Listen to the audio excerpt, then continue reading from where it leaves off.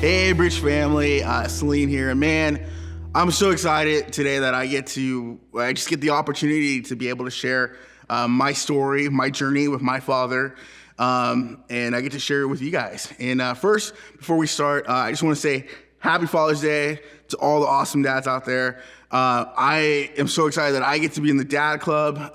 Man, my wife and I, Danielle, we have a 1-year-old son, Emery, who is awesome and we love. And in October, we are expecting our second son, which we're really excited about. We're going to be naming him Benjamin. And man, I love being a dad. I'm excited for our second son to come. I love our first son, and I want many more children in my life. I don't know about my wife, but I definitely want lots. But anyways, I'm going to get started. Man, I'm just so thankful that I get to be here this Sunday morning and get to share my story, my journey when it comes to having my life with my father. And I'm just gonna be honest, I'm gonna be real this morning, and I hope that also it can encourage you as well this morning. So I'm gonna just start off. I grew up in the LA area. I grew up a single mom. My mom, Robin. I also grew up with my grandma, Irene. And in my childhood, I would say my childhood was fun. It had its challenges, but the biggest challenge was that my dad was not around. It was rough. It was hard not having my dad in my life, and I could never really understand why. I couldn't understand why he wasn't around for me. I couldn't understand why he was making the decisions that he was making. And so, but I want to give you guys a little bit of background and some little backstory onto my mom and dad and their relationship. So according to my dad, this is what I've heard from my dad, the way that my mom and dad met is really interesting. According to my father, he was running for his life. Down the street, he was being shot at by other gang members, and he was running with a buddy of him. They were just running down the street, running for their life, and all of a sudden, a car pulled up and was like, "Jump in the car, jump in!" And they jumped in, and all of a sudden, the car sped off into the sunset and everything. And he says that my mom was the one driving the car, and that's how they met. That's according to my dad. When I've talked to my mom, her story's a little bit different, but I actually like my dad's version a lot more. Kind of makes it my mom look like a hero and pretty cool. So that's how they met. That's according to my dad. And about a year later, they're married. And about a year later from them being married, I was born.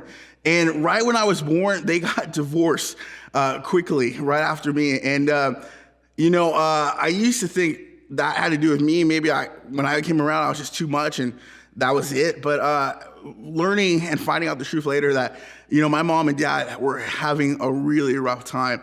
Unfortunately, in their first year of marriage, they had to deal with a death of my sister, Selena, who was born with some birth defects, and sadly, she passed away. And that really put a strain on their marriage. If you probably can tell, I'm named after my sister, Celine, and her name was Selena. And so that really put a strain on their relationship. My mom actually, at the time, fell in love with Jesus and started going to church. And my dad just kind of went the opposite way. My dad was starting to get even more heavily into his situation when it came to gangs, and also just even more with drugs. And he became abusive. And he just one day they got a divorce, and I didn't see my dad. I didn't see my dad for a while, and it hurt. It was not cool.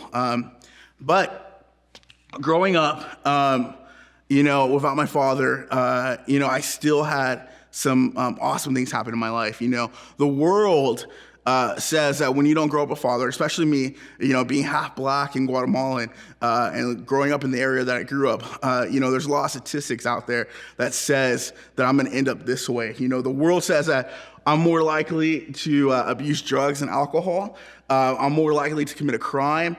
I'm more likely to go to prison, and I'm 2 times more likely to drop out of high school, and I'm 7 times more likely to get a girl pregnant as a teen. But I'm thankful that God says that he's a father to the fatherless, and that he had a plan for my life, and that even though my dad wasn't around, I had God.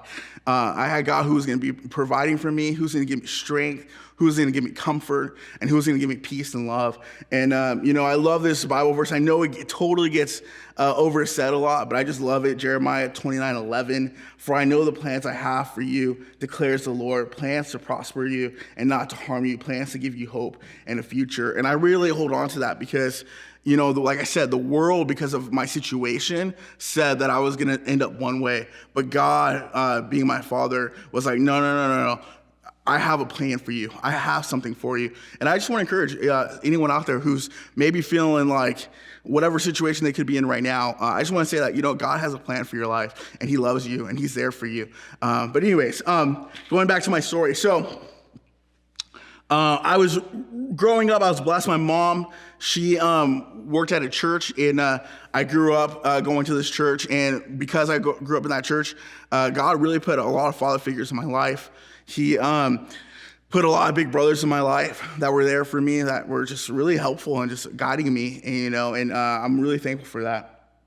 And so I grew up in the church. I grew up, my dad, like I said, my dad just wasn't around. And just to give you a little history on that, I remember getting a phone call when I was my mom getting the phone call when I was young, and I remember getting her telling me, hey, your dad's in prison, again, and I remember having that phone call happen a lot. I remember hearing stories from other family members of some of the things that my dad was up to, and it just really hurt me, and so I was just growing up, I didn't really see much of him.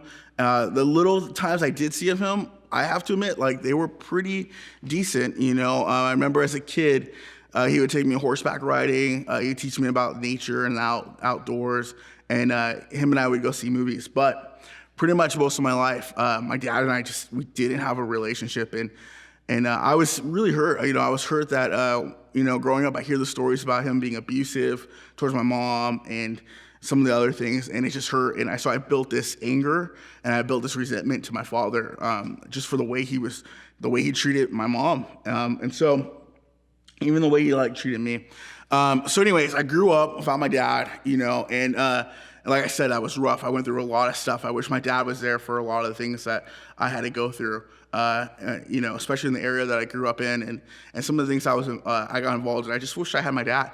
But like I said, I grew up without him, and now I grew up. I'm like a young adult at the time, 24 years old, and my life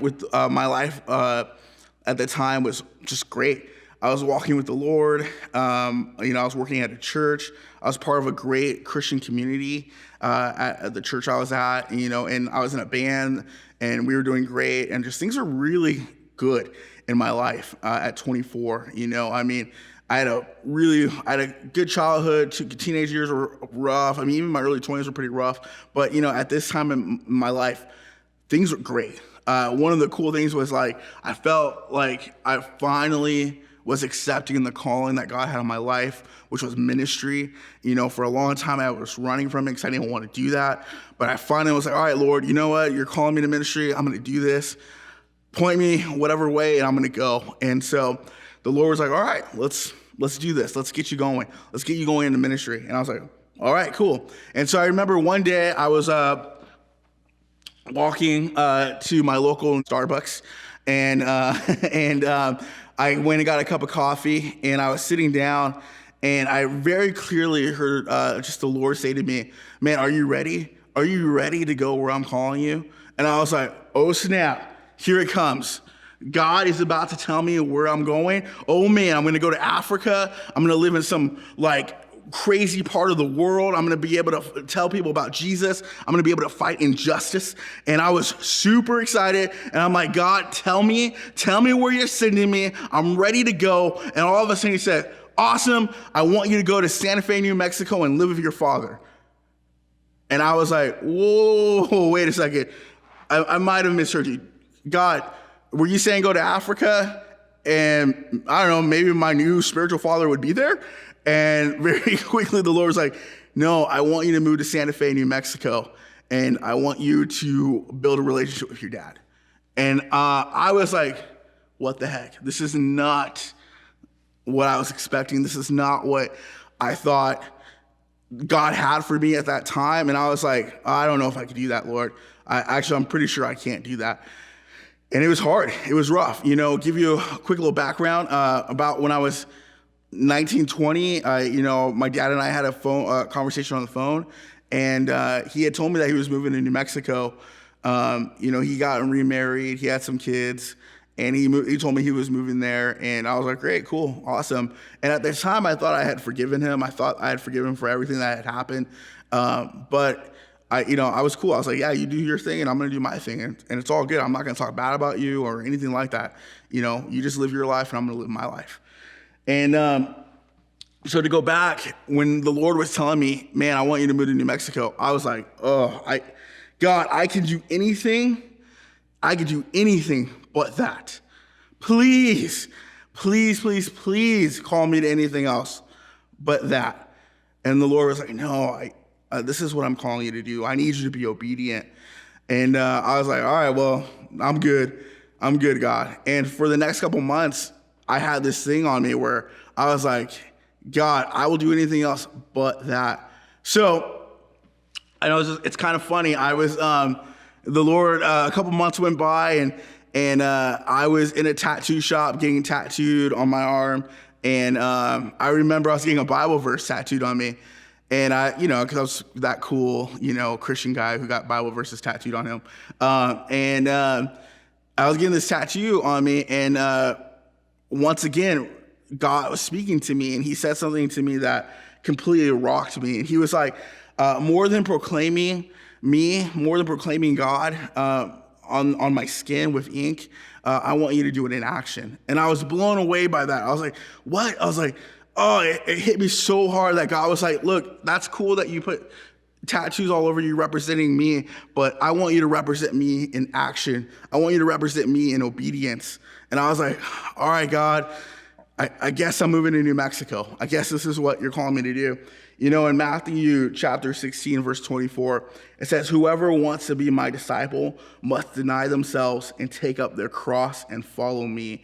And I realized something real quick. Man, I needed to deny myself, pick up my cross, and move to Santa Fe, New Mexico, where my dad was. So I realized real quick what I needed to do.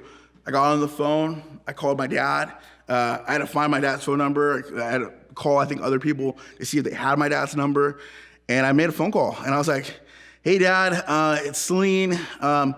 Man, I think I want to move out to New Mexico with you. What do you think about that? And he was like, well, I don't know. I mean, that'd be kind of, and I was like, yeah, I know it'd be weird. And my dad was kind of like, yeah, I don't know. And then through just more conversation, my dad's hesitation went from excitement. And he was like, yeah, why don't you come out here? Why don't you move out here? And I was like, all right, let's do this. And about a month after the Lord had spoke to me again about moving out to New Mexico, I was driving on my way to Santa Fe, New Mexico with a couple buddies. And we were driving on our way over there, and I was leaving everything behind. I was leaving my comfort zone. I was leaving my family, my friends, my band. I left everything behind to go to Santa Fe, New Mexico, and live with my father. And it was an experience. I lived with my dad for about 6 months in New Mexico, and it was genuinely an experience. During that time, I got to see my dad in a different way. I had mentioned earlier that my dad remarried, had more kids, and the man that I was in front of every day while I was in New Mexico was just a little bit different than the man that I grew up and knew, and also the man that I heard so many stories about. And I was looking forward to getting to know my dad. So I'm in New Mexico. I'm there. I'm in Santa Fe. I'm a city boy. I'm now on a ranch in the middle of nowhere, and I'm with a man that I don't know. I'm with a family that I don't know. And I was like, all right, God, I need you in this moment. I need you in this time. And man, one of the big things that happened right away was God and my relationship grew tremendously. When I was obedient to what he was calling me to do, I felt like I went to a whole nother level in relationship with the Lord. I felt his presence with me all the time. He was there for me in this season where I definitely needed him to be there. I want to share 3 things with you that what I learned as a father, as a son, 3 things that I learned while I was in New Mexico, and I learned from my dad. The first is that my family is not the sacrifice. One of the things I thought was the coolest things that I saw happen with my dad was I saw the way that he treated my brothers and my sisters. He was completely involved in their life. And I was shocked by that because not having my dad in my life was hurtful. Like it hurt. But seeing him being there for my siblings kind of brought healing to me and saying like, man, like there has been a change in his life. And I was stoked about it. I was really excited about it. In Hosea 6:6, it says, "For I desire steadfast love and not sacrifice, the knowledge of God rather than burnt offerings." And the Lord is saying, man, I want to have a relationship with you more than what you sacrifice for me. And I don't know, I kind of take that verse and I kind of look at that as a family life. I look at that as my family life. Man, more than just sacrificing for my kids, working extra hours, volunteering. My kids need to know me. They need to spend time with me. When I was even preparing for this message, I was sitting on my couch, like just kind of preparing. And my son Emery, he's screaming, he's like looking at me, and I could just tell he wants to hang out. And I literally was like, you know what? I could do this later. Let me just hang out with my son. I put him on this little push cart, and we just went out for a walk, and we just had a blast. And you know what? 20 years from now, he might not remember that, but I remember it. And I remember I try to spend as much time with my family, and that's something that I learned from my dad, and that's huge because I don't think.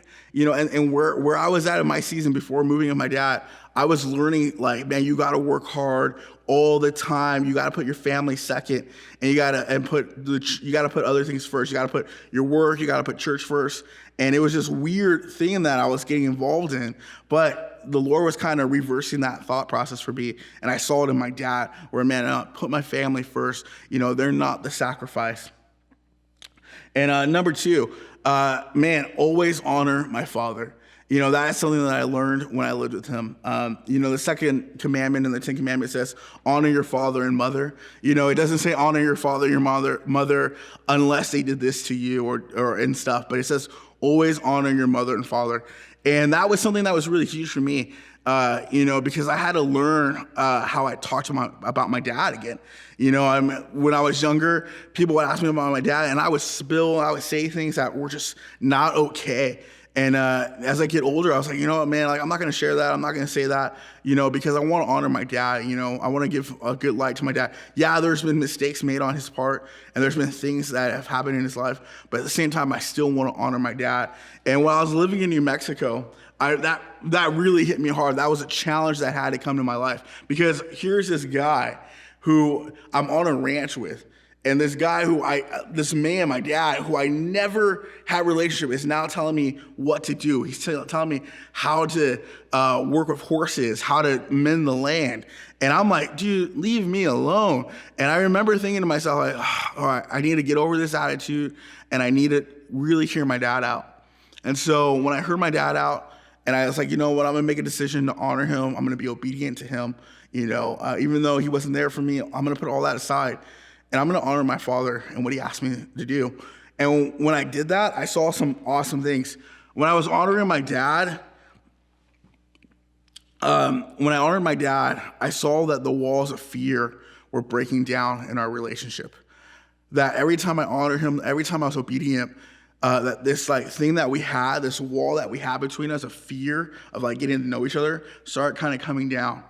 And until it was gone. And I also realized honoring him helped bring honesty to our relationship. The more that I honored him, the more that I trusted him, the more that I was able to listen to him when he was telling me to do something. Even at 24 years old, when I was already a man, I was already living on my own most of my life. I had moved out of my mom's place at a young age, and I thought I had already figured things out. But when I moved back to my dad and I submitted to his authority at that time, and I honored it, it brought honesty into our relationship. And we were able to be honest with each other. And I saw something in him. I saw healing in him with me honoring him. He was like, man, he even said to me, I don't deserve the way that you were treating me right now because I didn't treat you good. And I remember telling my dad, like, hey, you're my father, no matter what. And you know what? I'm going to honor you because you're my dad. And so we saw tremendous healing in that, with that. Number 3, walking in forgiveness is hard, but it's worth it. You know, Colossians 3:13 says, bear with each other and forgive one another. If any of you has a grievance against someone, forgive as the Lord forgave you. You know, I kind of mentioned earlier that earlier in my 20s, I thought I had forgiven my dad. I thought that I was good. I thought everything was okay. He was going to do his thing. I was going to do my thing. He was moving to New Mexico. I'm staying in California. And you know what? You're good, man. We're good. We're A-okay. And then I realized when I moved in with him that I hadn't fully forgiven him. That actually, you know what? It was okay for me to be upset about my childhood and some of the things I went through. But it wasn't okay for me to hold on to that. And it wasn't okay for me not to forgive him. And man, every morning I had to wake up and say, okay, my dad is a new person. I'm going to forgive him. I'm not going to lie. Even I mentioned just a while, I just mentioned it, you know, seeing my dad treat his other kids amazingly, that actually hurt me as well. Even though I saw some like awesome things in it, it hurt me too, because I was like, whoa, why couldn't you treat me that way? You know, why couldn't you be there for me? And it hurt me, but at the same time, I realized, man, I can't allow that to affect how I feel about my dad now and how I treat my dad. And I need to forgive him every single day. And once that happened, it just brought so much freedom into my life. You know, forgiving my father and walking in that brought tremendous freedom in my life. And so I hope those 3 things can encourage you guys. I hope that, you know, if you're a dad out there, I hope that you get to spend as much time with your family as you can. And that, yeah, work and all that stuff's important, but your family is the most important thing. You know, I encourage everyone to honor their parents. You know, you will see tremendous blessing in your life when you do that. And, you know, also just walking in forgiveness. It's worth it. It's hard, but it's worth it. You'll see tremendous freedom in your life when you do that. Just to kind of share now where my dad and I are at now. Man, my dad and I were super close. Man, it's awesome. I didn't think, now that I'm 32 years old, I didn't think I would ever have a relationship with my dad. You know, when I got married, my dad was there. My dad helped pay for the wedding. You know, when I never thought that would happen. I thought when I got married, I might invite him. I might send him an invitation. He might show up. But the fact that my dad was there and that my dad even helped pay for my wedding was awesome and a huge blessing, you know. And at the wedding, my dad got up and kind of gave a speech. And he even admitted to not being there in my life, but that he was so thankful for the people in the church and for other people that were there for my life. And I was like, whoa, like that was the first time I had really heard him recognize that he wasn't there, but that he felt bad for it, but that also that he was thankful that other Christian men were there for me. And so that was awesome to hear him say it. That was awesome to just to be like on my wedding day, like, whoa. And, you know, I was just really excited for this relationship that my dad and I were growing into this. And so now, yeah, it's crazy. My dad is a grandpa.